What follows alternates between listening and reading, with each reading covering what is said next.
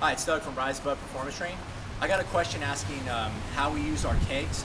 So I'm going to show what we use our kegs for and also how we put it into our programming.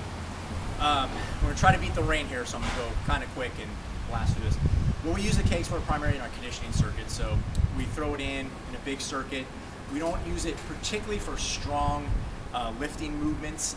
Our keg here, this one's filled up with water, about 2/3 full, so it's really going to work the stabilizing muscles of the body. You can fill it with sand and make it very heavy, upwards to about 200 pounds.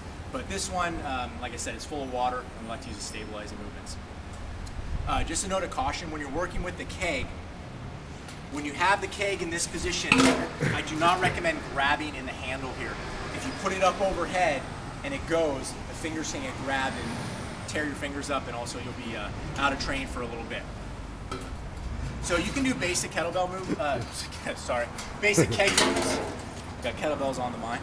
So we're gonna do, you do push-ups obviously, lock it down, and this way. You can do some bent over rows, pulling up like this. So those are good to throw in the circuit, multiple exercises in a row with the keg. We also do some bear hug type exercises. The first one we can do squats. So I'm going to tip the keg just a little bit, get my hips underneath, and lift it up. I like to lock my fingers, especially if I'm going to farmer walk it down and back, or if I'm going to squat and up. You can lunge, it's a little awkward. Sometimes the keg hits your knee, but you can go back and lunge. Like I said, it's pretty awkward. I don't do it very often, mostly squats. And farmer walks. The other thing I like to do are keg shouldering movements.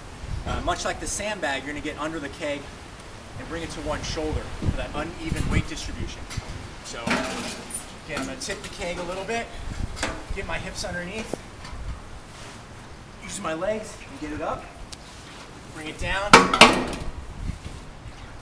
and bring it up. At this point, you can farmer walk it like this, or you can just continue with the movement. Now, with the keg this way, you can do your basic cleans. So clean is using your legs, bring it up to the chest. So setting up here, punching up to the chest and down.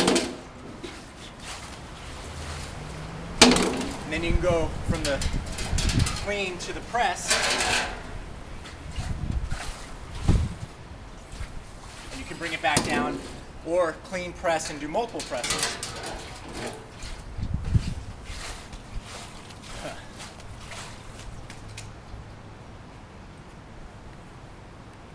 Then at this point, you can make your guys do a farmer walk, just walking down.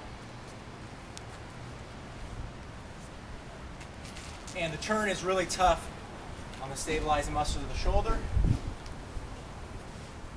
You want to be really mean, add a few presses at the end. I'm tired, do it. But those are some of the things we do for the conditioning round with the keg, so I hope you are able to use those in your program. Thanks.